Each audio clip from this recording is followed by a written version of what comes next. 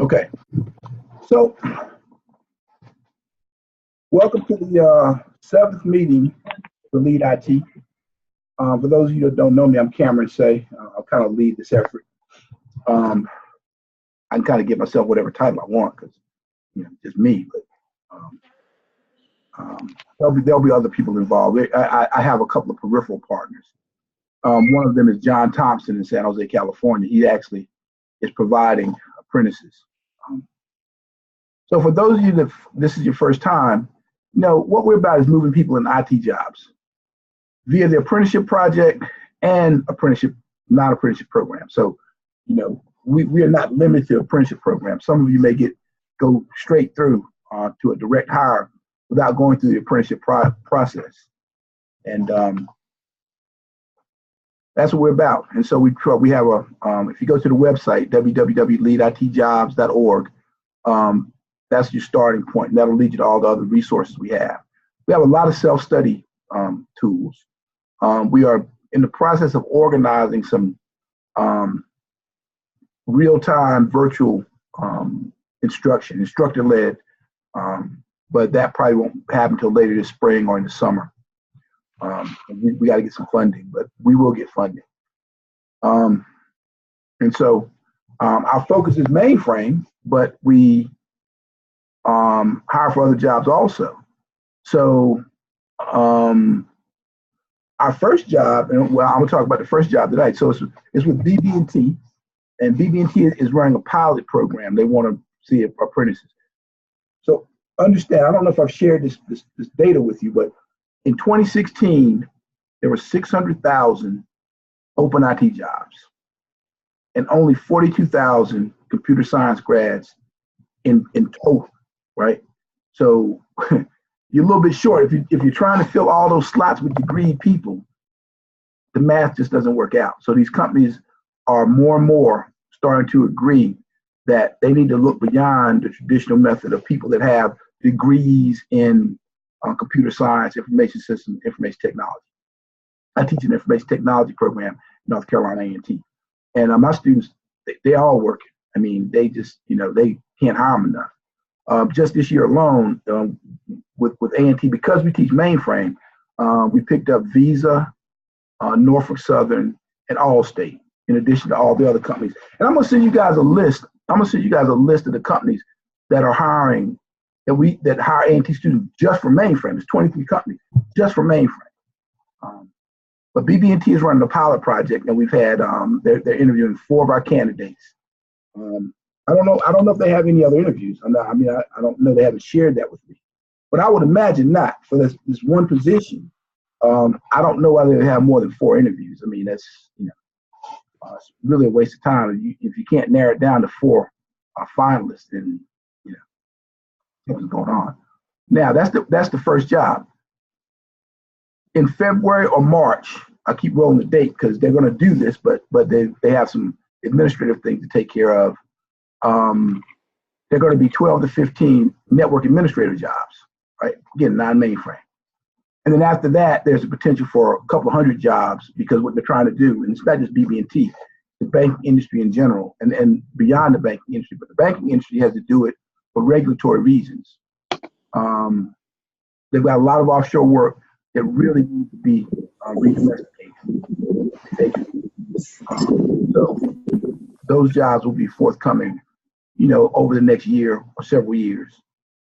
Again, apprenticeship program don't require a college degree. Now you can have a college degree in something else. Like several of our candidates had degrees in something other than computer science or IT. Some of them don't even have a degree at all, but they're still viable candidates. You can do self-study. I encourage all of you to use the self-study material. Start with coding, right? Everybody wants you to know how to code, whether they're going to hire you as a programmer or not. This person's a Linux administrator, but they're going to have to write some scripts in their administrative thing. In their administrative duties, they're going to have to write scripts at some point in time. It's not going to be all point and click. Start with that. And then we have CCNA. The CCNA videos are excellent. They're on the Lead IT channel and in the playlist section. So the playlist section doesn't come up, but you've got to have the section comes up, but the playlist videos don't come up. So you got to click on playlist, and then you'll see all the self-study material there. Talked with IBM earlier this week, and IBM is bringing on their first mainframe apprentices in the Dallas-Fort Worth area.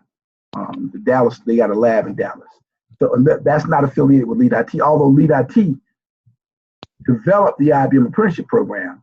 IBM's kind of doing it on their own. And I mean, I really don't care if we don't place any apprentices with IBM, because, you know, they got 2,000 customers that need mainframe apprentices. But they want to see how that goes, and then those jobs are going to start falling also. So those are that's the update I have for work. Let me see if I left out anything. I'm coming here for class. I had a class till about 7:30, and that's why I had to have it at 8:30 instead of 8. I have a class at from 6 to 7:15. Can't think of anything else on the job front. Hey, Dr. Say. Yes. Hey, this is London. Were you able to reach contact with the lady from Allstate?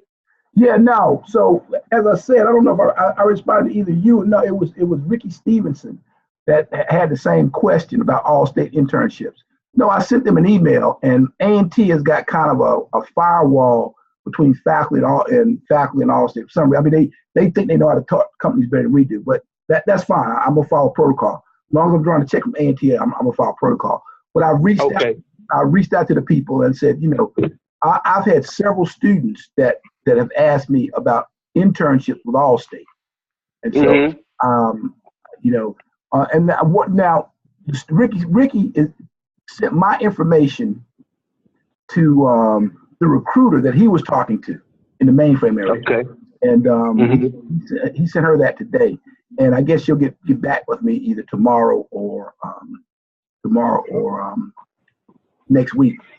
I'll let you know. And I can't imagine. And all these companies, Visa, Allstate, Norfolk Southern, and the ones we're already doing business with, like BB&T is already doing apprenticeships. Fidelity Investments, USAA, Lowe's, etc. Where we I'm going to have presentations with all of them about the apprenticeship model, because if they're looking to fill all their open positions with degree people, the numbers just aren't there. So I'll get back with you on that. Anyone else have any questions? We have open Q&A. If anyone has any questions about what they need to do, or what we're going to do, or what the future looks like, et cetera, I'm all ears.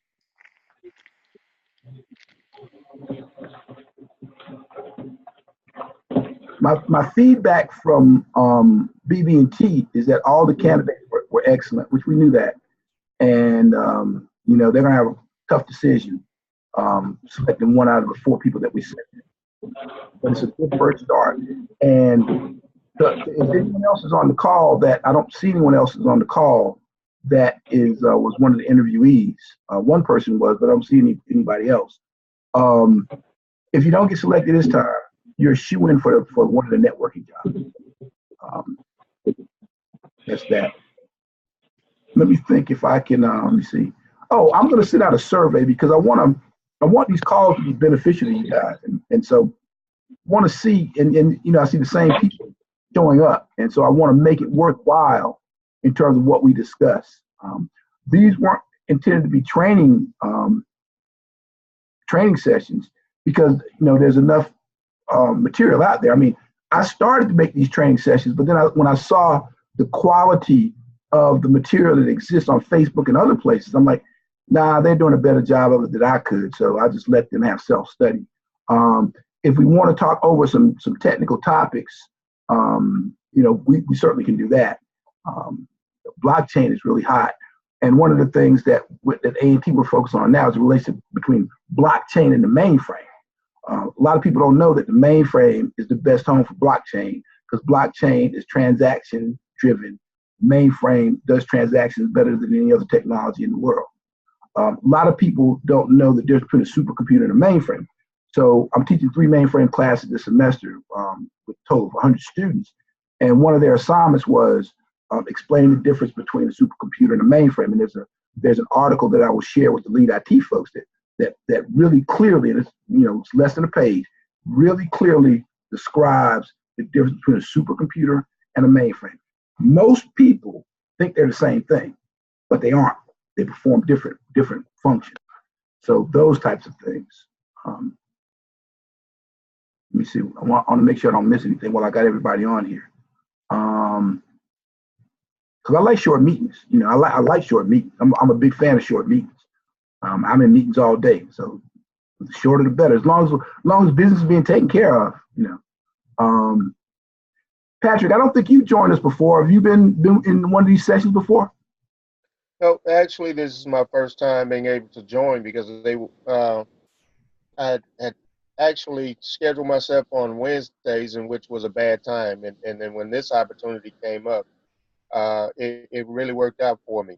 No, I'm glad. Well, welcome. Where are you located physically? I'm located in Monroe, Louisiana. Okay, good. Yeah, we work with several people in Louisiana. What I like about this project is it's nationwide. It's virtual, right? We're trying to build a virtual community. Now, we have 364 people in the database, and I send the meeting out to everybody. And, we always have between 10 and 25 people on, and I'm fine with that. We'll grow, because what I've got to do, just like you were saying, the time didn't work for you. I've got to make this worth people's time, particularly in the evening, because everybody's got, people have families, some people work in the evening, et cetera, et cetera. We got things to do. For the people that do sign on, I want it to be worth their while. I see several people on here who've made every call, right? And for those of you, I certainly don't want to waste your time. I see several of my A&T students on here. The A&T students that are on, I won't identify you because your status is your business. I'm a big proponent of confidentiality, and I think you will notice while they show, if you're on video, the video is going to record, but it doesn't record any names. Doesn't record any names on the video. When the video is replayed, the names are taken out, and I didn't do that. That's something that Zoom does. I use so many tools, I forget what they call them. Zoom takes out the name, so I'm a big proponent of confidentiality. But my several A&T students on, there are incredible opportunities. I have companies emailing me every couple of days. Chick-fil-A's coming though. They want to come to my class the 7th of February to talk about IT jobs. Now, not mainframe per se, IT jobs.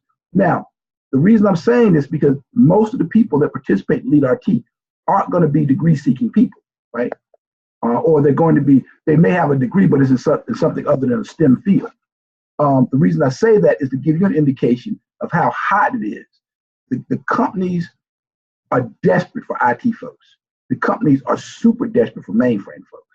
So if you haven't signed up for Master the Mainframe, the learning system, do so. You got until August to finish it.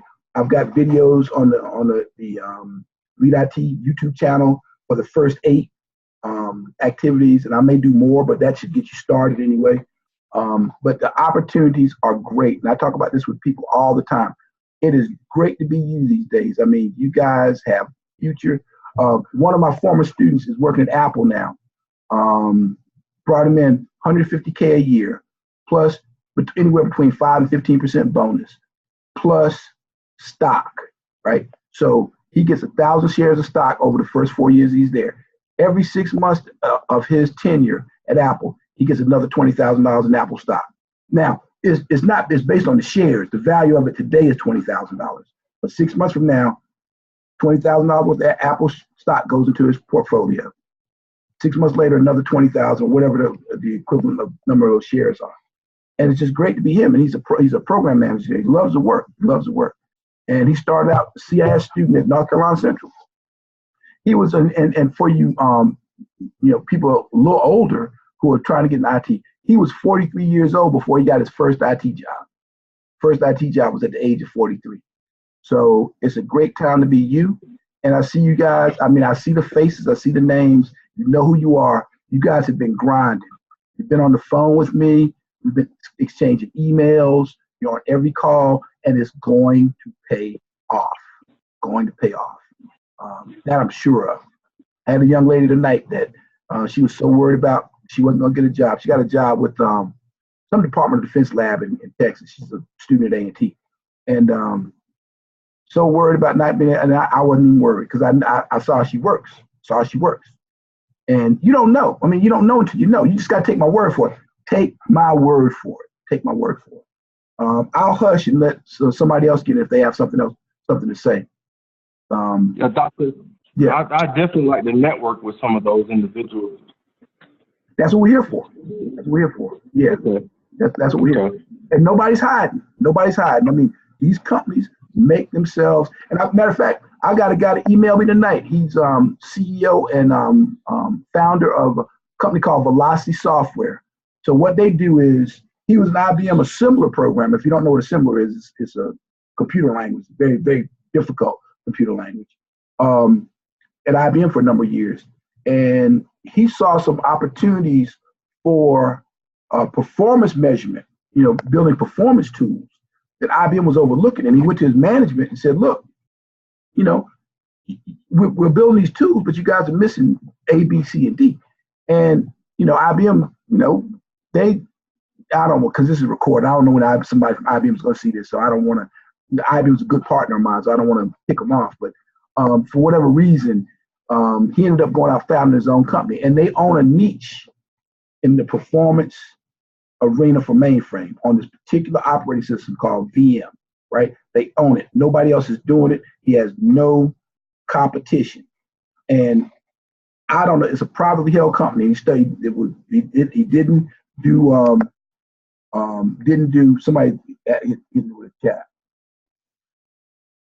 Yeah, good. Yeah, somebody told me that. I don't know if you guys can see it. May have gone to. Yeah, no, it's a private message to me, so I won't divulge who said it. But they said it's inspiring for it. Yeah, I had people up to 47, 48 years old get started. I had one guy was in the military as a career, and he was 47 before he got his first IT job. And I hadn't seen him in 5 or 6 years, but he went to Bank of America as a mainframe guy. And then he moved into networking. And as far as I know, he's still in IT. But really sharp guy. But it's about working. That's the thing about it. I think a lot of people that signed up for this, that are on the mailing list, I think they're under the misconception that something is just going to come to you, right? It's just going to come to you. And this ain't that kind of party. It's not that kind of party. I see Edgar shaking his head. Edgar's a good example, and I'll share this, Edgar. Hopefully this is not too personal. Edgar dives in, right? He's self-taught, and he's at a high level of functionality on his own. Just do a self-study. It's doable. It's doable. And my position now is I'm questioning the value, and I'm a college professor. I'm questioning the value of you going in the hole 50, 100 grand to come out with a job making $30,000, $40,000 a year. That math does not add up to me, particularly if you're doing borrowed money. Now, if mom and dad doing kind of well off, like my sister and her husband, they're not well-to-do, but they sacrificed and they paid my nephew's way to A&T for the most part. They came out owing, a few thousand in loans, but I got most of my kids, man, they don't borrow money, and that they're going to have to pay that money back. So there's not today. This is today. When I went to college, the universities were the repositories of the knowledge. The only way you could learn what you learned at a university was to go to a university. It was the only way you could do it. Okay. Now that's not the case.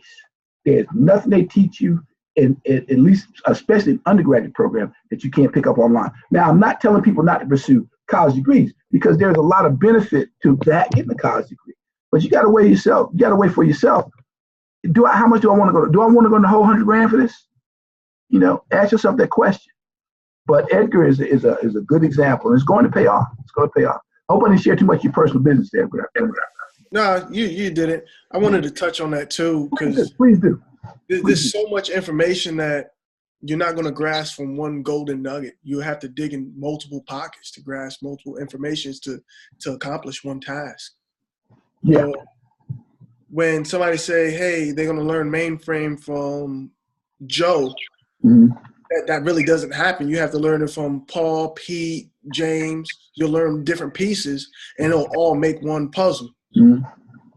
So I learned that. Yeah, that's true, but especially a mainframe, but about everything, but particularly mainframe, because there's no way you could learn more than one piece about mainframe from any more than one person, because it is so deep a discipline, so deep a domain, that you've only got time in your life to master one piece of it. I know I can count well, I don't need one hand. I know 3 people, and I know thousands of mainframe people. I know 3 people that are highly, what I would call highly proficient on 2 operating systems on the mainframe, ZVM and ZOS. In mainframe world, you either master one or you master the other. And people that are deep in VM, they can get around in ZOS, but they can't really do deep stuff in it. Vice versa, people that are okay in ZOS can get around in ZVM, but so you're right. But get it where you need to get it. And the main thing is play with the stuff. Don't be intimidated by it. Inhale it in digestible pieces. This stuff is doable. It's doable. And when you get a job, they're gonna put you doing something, and then you're gonna become expert in that. And I can tell you, getting in this game, you don't need high-end skills. You just need to be competent about this stuff. You need to know the basics of how it works. That's all you need to know. I know. I've been involved with hundreds of IT placements, and that's all they expect you to know. Now they expect you to. They don't expect you to have to explain to you what a server is or what a database is, right? They don't expect you to explain that stuff to you. You need to come in there with that and some basic coding skills, or like variable assignment, or how to write a simple hello world, or maybe even connect to a database. The more the better. But the point is, they understand that even if you have, let's say you graduate from computer science at Duke University. Duke University has an excellent computer science program, right? So you know a lot about computer science, graduate from Duke. They know if they hire a Duke computer science grad, they're still gonna have to teach that person how they do what they do, right? Company X, because Company X doesn't do it the way Company Y does, right? So no matter who they hire, they got to do that. And I know a lot of Red Hat people. And Red Hat people said, Red Hat's a Linux company, for those of you who don't know.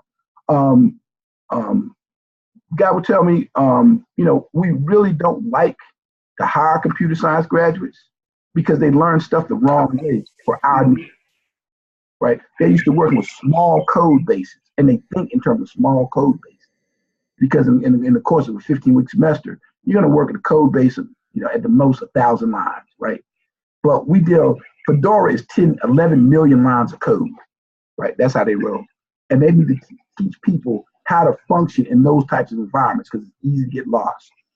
So yeah, but thank you for that, Edgar. I mean, this proves, I can sit and talk to you all day, but we need proof points. That's why we're really eager to announce this first hire, and probably won't divulge their name, but we'll say they've been identified because we need proof points. We need proof points. And the reason that BB&T took this risk because the guy who's driving this is over 2/3. If you didn't know, BB&T is a Fortune 245 bank. They're Fortune 300 bank, right? They're 245 on the Fortune 500 list. And he's over 2/3 of their IT infrastructure nationwide. And the only reason that he was willing to take that risk is because I have a track record in helping people get started in IT. So he knows if I send him somebody and I say, this is somebody that you should talk to, he's going to talk to him. He's going to talk to him. So that's where we are. Anybody else? I got 8:55. I'm definitely not going to go over 9 o'clock, but I want to give everybody a chance to talk. I mean, people are reticent to talk, in public settings. I understand that, but get it off your chest. Get it off your chest. Dr. Say, hey, this is London. I don't know if you remember, but I applied for a IT management job with BB&T. Would you be able to put a word in for me? Absolutely. Okay. I should have done it, but I should have done it then. And email me tomorrow. I will tell the person. I don't know which section because Randy doesn't manage, not over all of it. But now, what area? What position are you interviewing for?